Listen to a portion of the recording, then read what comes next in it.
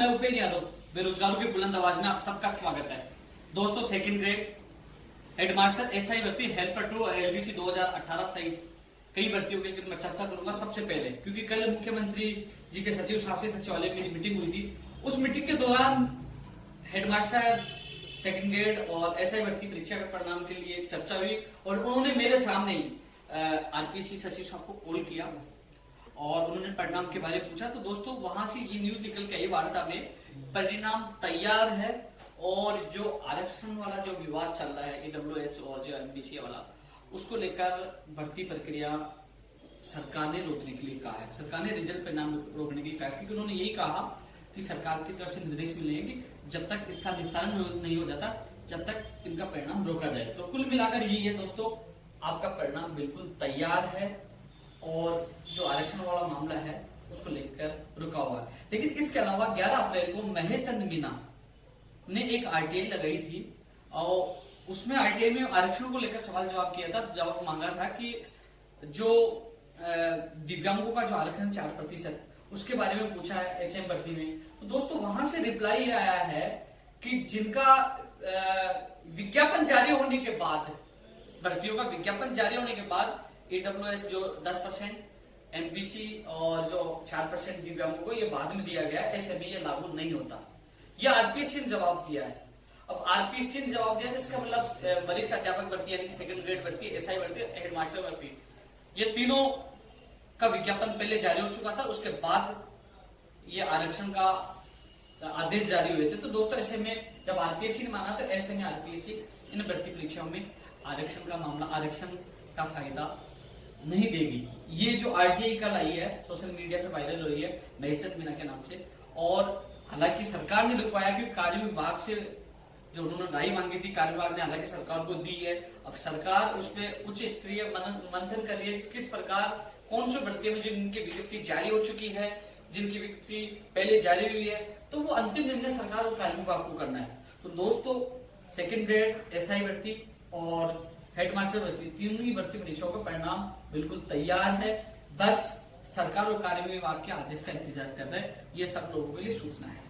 दोस्तों, इसके अलावा हेल्पर टू के व्यक्तियों की फाइल राज्य निर्वाचन आयोग में, फाइल को 1-2 दिन और वहीं रहने दो, क्योंकि दोस्तों अब जैसे फाइल जाएगी, क्योंकि चुनाव 29 को आने वाला है, तो कहीं ना कहीं वहां मना हो सकता है। लेकिन जैसे लेट जाएगी तो 6 तारीख तक चुनाव है राजस्थान में, 29 का 6 का, तो 6 मई के बाद यानी कि उनके पास फाइल लेट जाएगी तो कहीं ना कहीं वो 6 मई के बाद आपको अनुमति दे सकते हैं। 5-7 दिन में कुछ नहीं होने वाला है, 5-7 दिन में कुछ नहीं होने वाला है। मैं भी कोशिश करूंगा, क्योंकि जिस प्रकार एलडीसी भर्ती 2013 की नियुक्ति प्रक्रिया के लिए उन्होंने मना कर दिया था, तो आपकी फाइल के लिए भी उसके आधार पर मना कर सकते हैं, क्योंकि चुनाव पास में आएंगे, 29 तारीख को चुनाव होने वाले हैं, तो थोड़ी लेट जाएगी तो कहीं ना कहीं उनको सामने ये बात रहेगी कि 6 मई और 29 अप्रैल को राजस्थान में चुनाव होने के बाद वहां कोई मतदाता प्रभावित नहीं होगा, न चुनाव आचार संहिता का उल्लंघन होगा।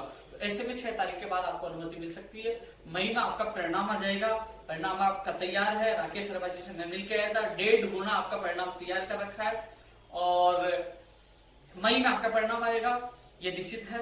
इसलिए हेल्पर टू के अभ्यर्थियों के लिए ये है कि आपकी फाइल अभी राज्य निर्वाचन आयोग में जल्दी दिल्ली चली जाएगी और मैं पूरा प्रयास करूंगा कि वहां से अनुमति मिलने के बाद आपका परिणाम जारी हो। लेकिन आपका परिणाम मई में जारी होगा, 1.5 गुना आएगा और परिणाम अभी तैयार है। इसके अलावा दोस्तों, मैं एलडीसी 2018 के लिए कहना चाहूंगा, जिस प्रकार आरपीएससी की जो आरटीआई किसी ने मांगी थी उसका जवाब आया था, और जो आरपीएससी जिस नियम को फॉलो करेगी उसको अधिनियम बोर्ड फॉलो करेगा, और जो आरपीएससी को जवाब कार्य विभाग सरकार देगी और वही जवाब अधिनियम बोर्ड का आएगा। यानी कि दोनों ही बोर्ड, जो अधिनियम बोर्ड हो चाहे आरपीएससी हो, दोनों को केवल सरकार और कार्य विभाग के आदेश का इंतजार है।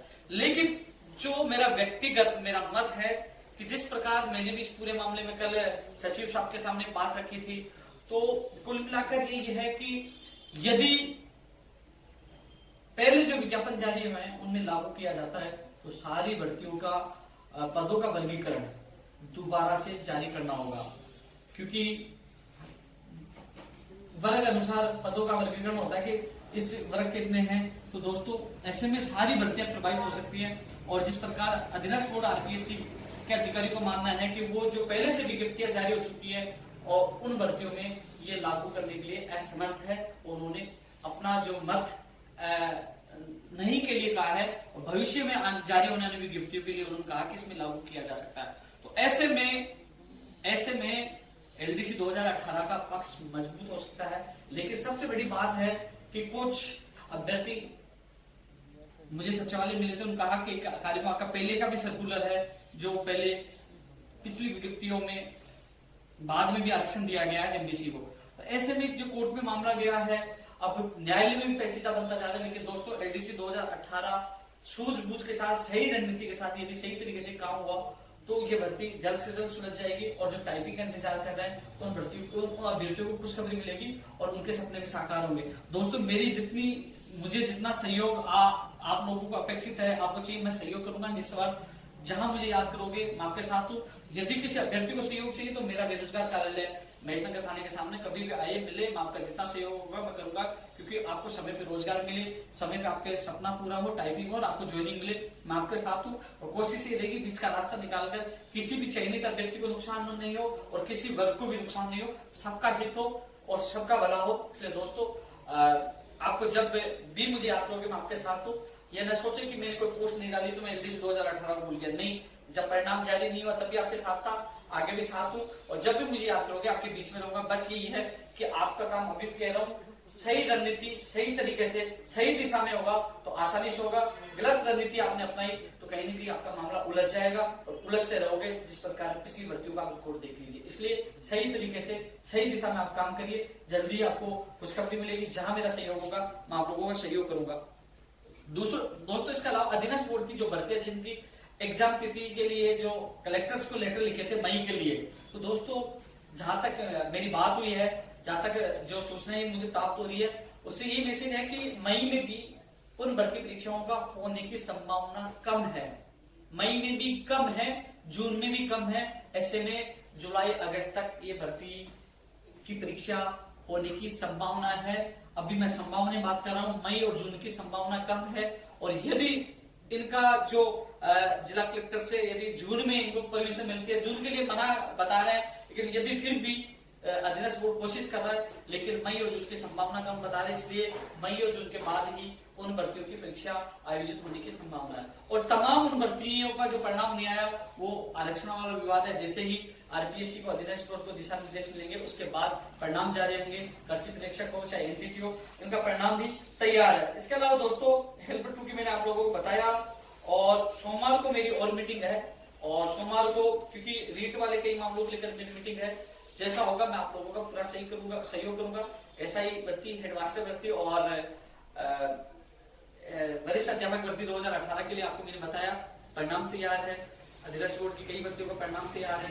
बस जो आरक्षण का मामला है उसका उलझा हुआ है। एलडीसी अभ्यर्थियों को मैं कहता हूँ आपके साथ हूँ। हेल्पर 2 के अभ्यर्थियों को यही है कि थोड़ा सा आपको इंतजार करना होगा, क्योंकि मई में ही आपका परिणाम आएगा। परिणाम आपका तैयार है। मैं खुद राकेश शर्मा जी से मिलकर आया हूँ, उन्होंने कहा कि परिणाम तैयार है, 1.5 गुना आपका परिणाम आएगा। तो दोस्तों जहां सहयोग होगा मैं पूरा सहयोग करूंगा। इस वीडियो को ज्यादा से ज्यादा शेयर करें और जय हिंद, जय भारत।